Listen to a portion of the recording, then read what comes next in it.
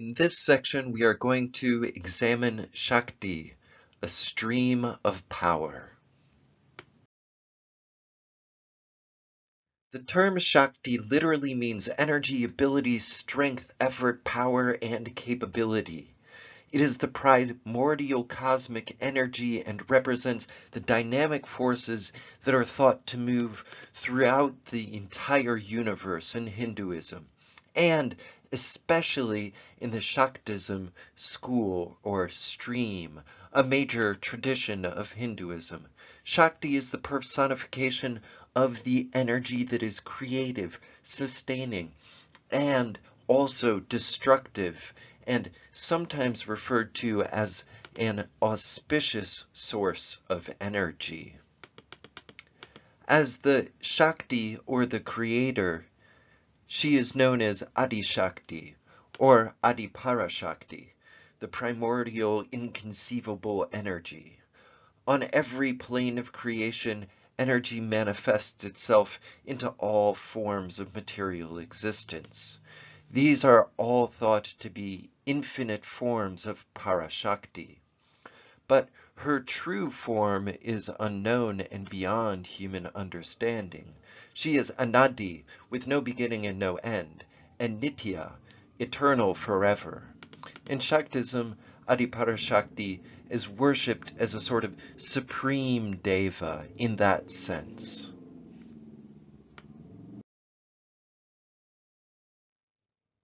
The origins of Shaktism go very deep into the Vedic period and possibly even pre-Vedic period.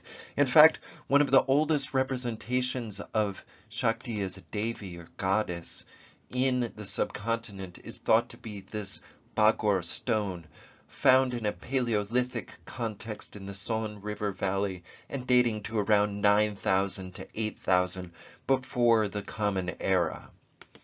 Knoyer, part of the team that excavated the stone, considered that it was highly probable that the stone was associated with Shakti. The worshipping of Shiv and Shakti was also prevalent in the Indus Valley pre-Vedic civilization. The Shakti goddess is also known as Amma in South India, especially in the states of Karnataka, Tamil Nadu, Kerala, Telangana, and Andhra Pradesh.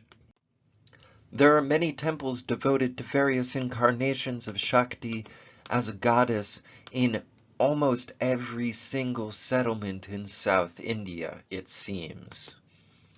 The rural people in South India have said that Shakti is the protector of particular villages, and so Shakti is associated with a particular form of what is called sometimes village Hinduism. Shakti is also the punisher of all evil, the curer of all diseases, and the one who gives welfare to various villages, settlements, towns, and cities. Shakti Jataras are celebrated with great interest once a year. Some examples of Shakti names are Mahalakshmi, Kamakshi, Parvati, Lalita, Bhuvaneshwari, Durga, Meenakshi, Mariamman, Yalama, Polarama, and Perantalama. So you can see that there are various forms of Shakti in both northern and southern regions of South Asia.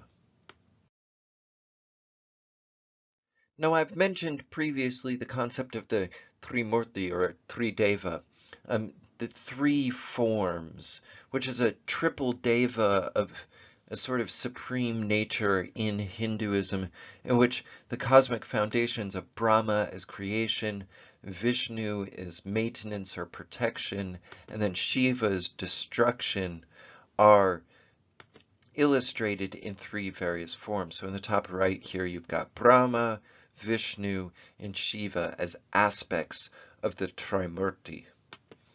Murti here means form, manifestation, shape, or solid object.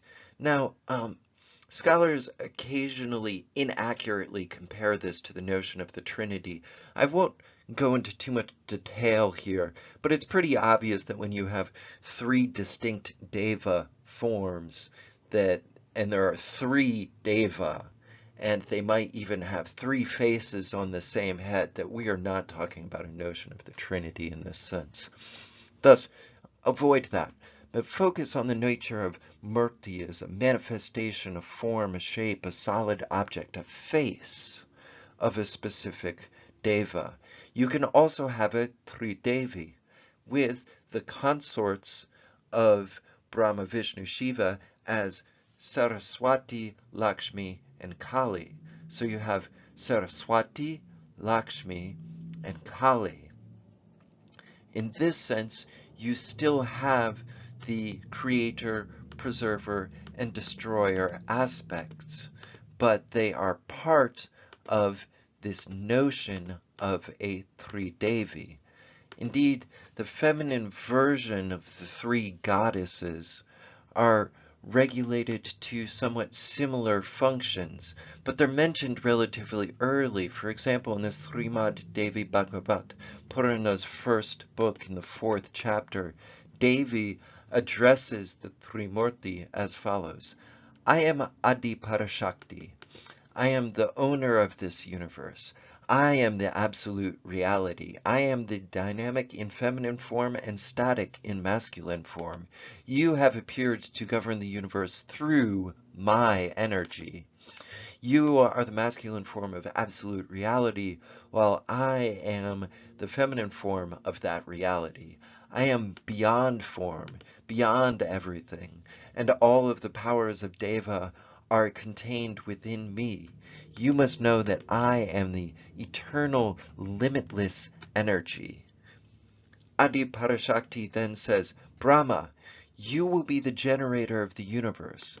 Goddess Shrarada or Saraswati is your consort, and she will be recognized as the goddess of wisdom and primeval sound. Brahma, this goddess, will be with you when you create the universe. Lord Narayana, or Krishna, or Vishnu, you are formless, yet you take form. The avatar. I assign you the preserver of this universe. You will take a different incarnation in order to save this universe's inhabitants.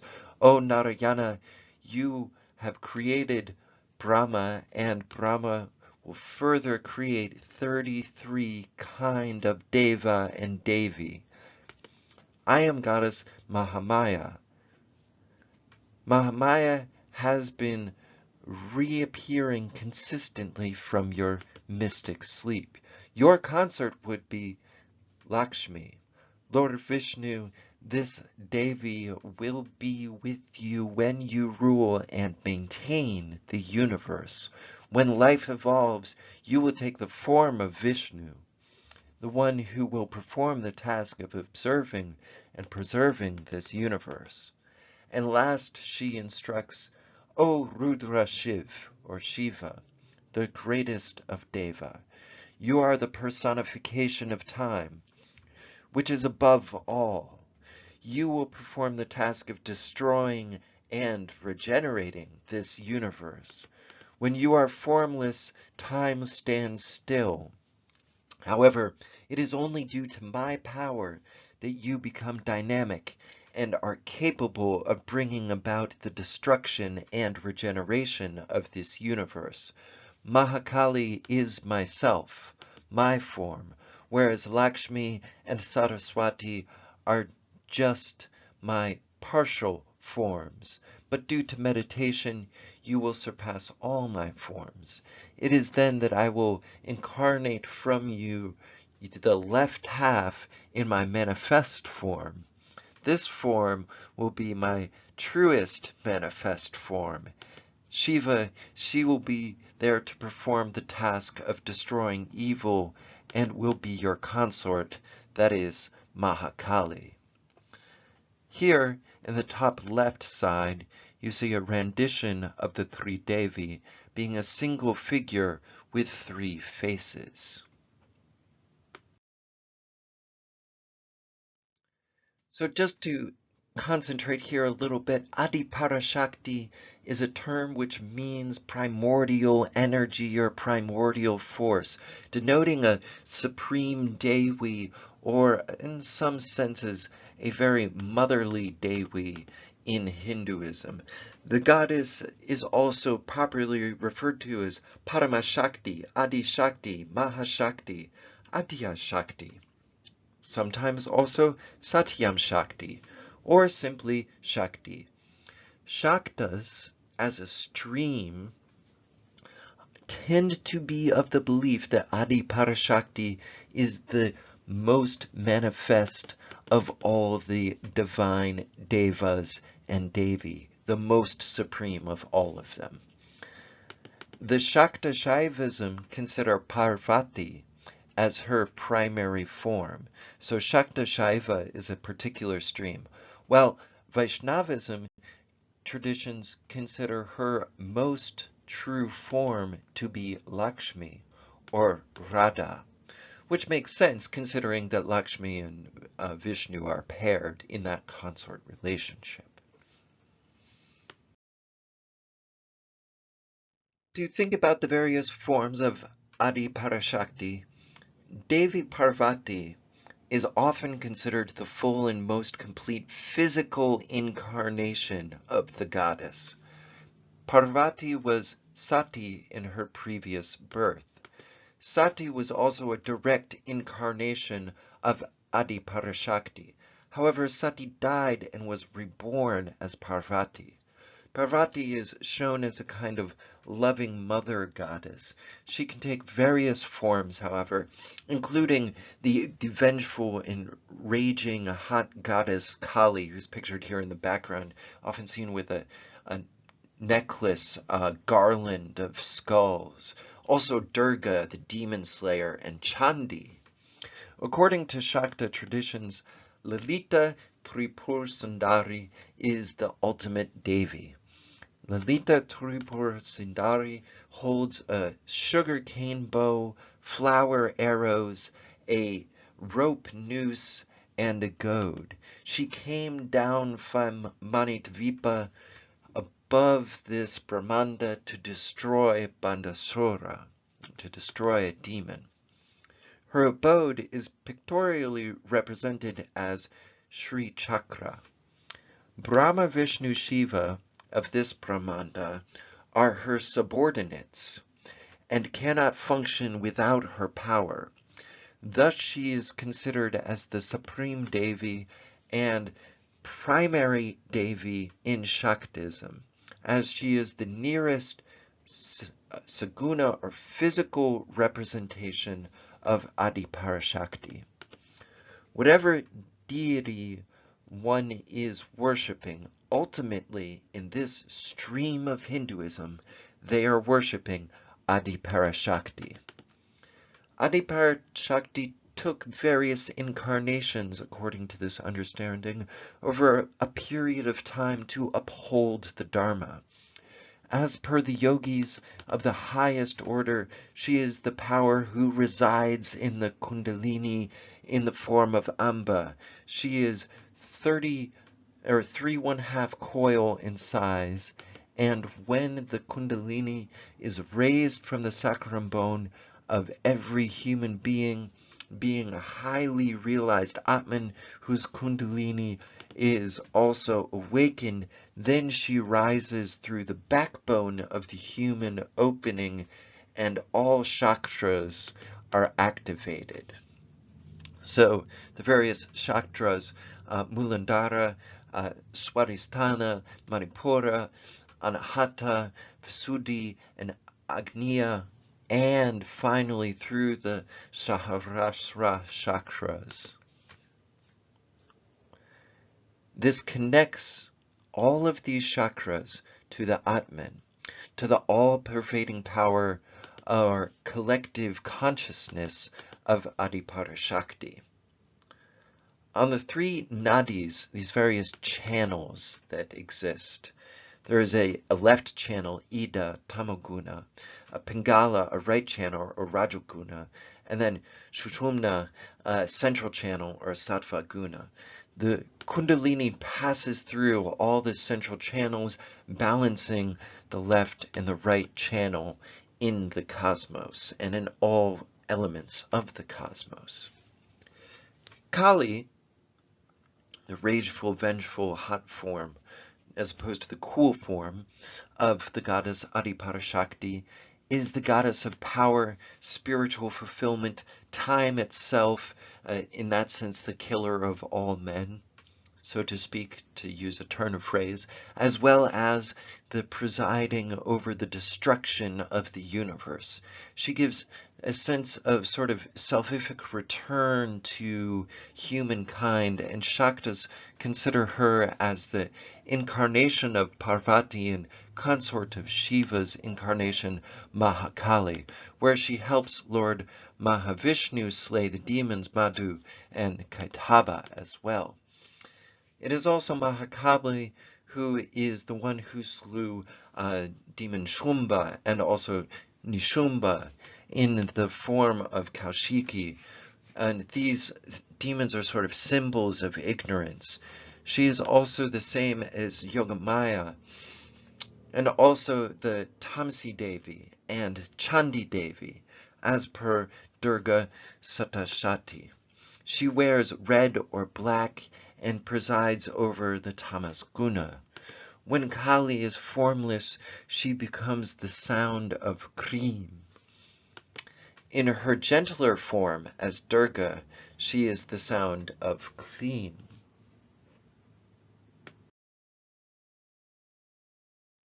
Now, Durga is a fierce mother goddess who represents a Devi of sort of wrath, but a slightly gentler form than Mahakali.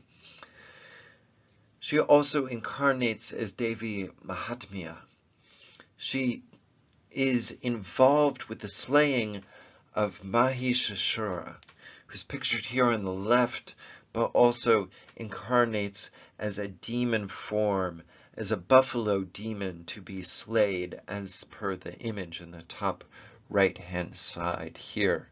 So Durga is very much like a representation of Adi Parashakti, but filtered down and filtered through Mahakali, but a little bit less fierce. We find Durga in prominent places all around the world, South and Southeast Asia, such as this particular carving in the wall of the Angkoran complex, where you can clearly see her, Durga, riding the lion and slaying the buffalo demon. Just to give you a sense of scale here, this is a door, so that is a full human in height. So it's practically life scale from a human perspective, this representation. Turning towards another prominent goddess from South Asia, who's also prominent among the Tamil diaspora in Southeast Asia, Mariamman, is connected to a semi-historical 8th to 9th century story of a figure, perhaps a somewhat royal or notable figure, who became diseased and was going house to house and spreading disease, prayed for healing, and then was eventually healed. Mariamman is an Atta, or an Amman, or a mother goddess. Similar to Shitala Devi in northern India, she's also Adi, a mother. She is the main South Indian mother goddess, prominent in rural areas of Tamil Nadu and Karnataka especially, but also in several temples associated with the Palai family in South and Southeast Asia. Now, she's also associated with Parvati and Durga.